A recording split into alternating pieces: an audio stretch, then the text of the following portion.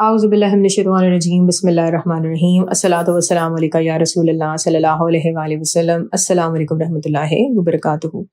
آج میں ایک بہن کا مشاہدہ آپ کے ساتھ شیئر کروں گی۔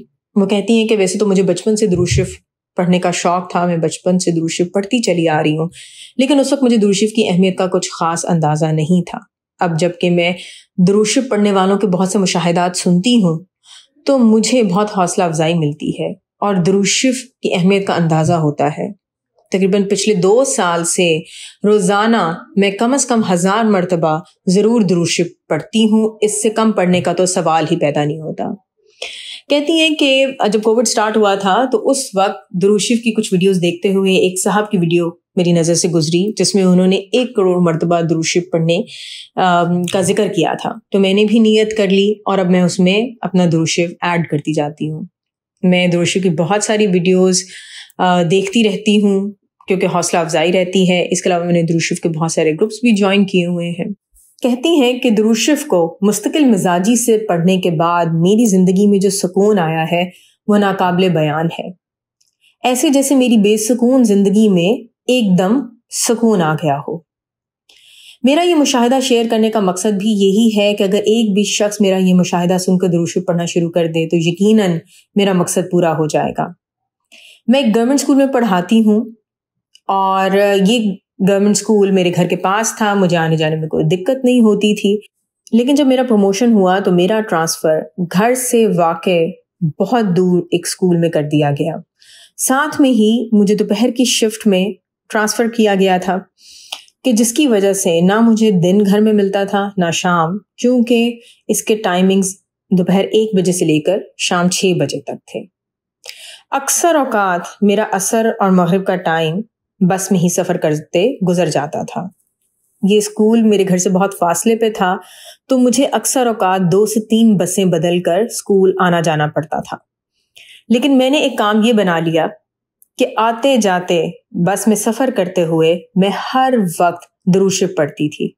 جب گھر آتی تو اللہ تعالیٰ سے دعا کرتی کہ یا اللہ اگر آپ میرا ٹرانسفر واپس گھر کے پاس والے اسکول میں کر دیں گے تو میں انشاءاللہ عصر سے مغرب گھر میں سکون سے بیٹھ کر درود شریف پڑھا کروں گی۔ وہ کہتی ہیں کہ میری ایک روٹین کو 4 سال تک قائم رہی۔ میں نے ٹرانسفر کے لیے بہت کوشش بھی کی لیکن کوئی حل نہ نکلا۔ بہرحال میں نے اپنا درود شریف کا سفر جاری رکھا، دعائیں بھی کرتی رہی۔ پھر میں نے سوچا کہ کیوں نہ گھر کے پاس والے اسکول میں اگر نہیں ٹرانسفر ہوتی تو گھر کے ذرا اور فاصلے پہ ایک اور اسکول ہے وہاں کوشش کی جائے۔ اس دوران جب میں ٹرانسفر والے دفتر گئی تو وہاں پہ بیٹھے ہوئے ایک صاحب نے مجھے کہا کہ آپ اپنے گھر کے پاس والے اسکول میں ٹرانسفر کیوں نہیں کرواتی؟ کہتی میں نے انہیں بتایا کہ بہت مشکل ہے، بہت میں نے کوشش کی ہے اور یہ نہیں ہو رہا۔ انہوں نے کہا آپ نے تب کوشش کی تھی، آپ اب کریں کیونکہ وہاں پہ جگہ بھی خالی ہے۔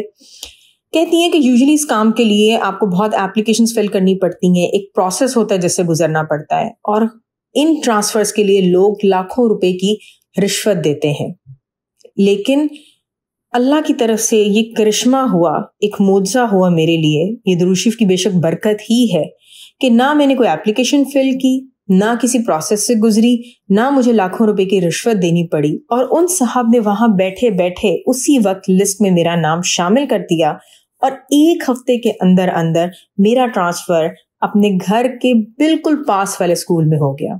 سونے پہ سہاگا یہ ہوا کہ مجھے صبح کی شفٹ مل گئی، میں 7 بجے جاتی اور 1 بجے اپنے گھر موجود ہوتی۔ یہ واقعہ میرے لیے کسی معجزے سے کم نہیں ہے اور بے شک یہ درود شریف کی برکت ہی ہے کہ میرا یہ کام اتنی آسانی سے ہو گیا۔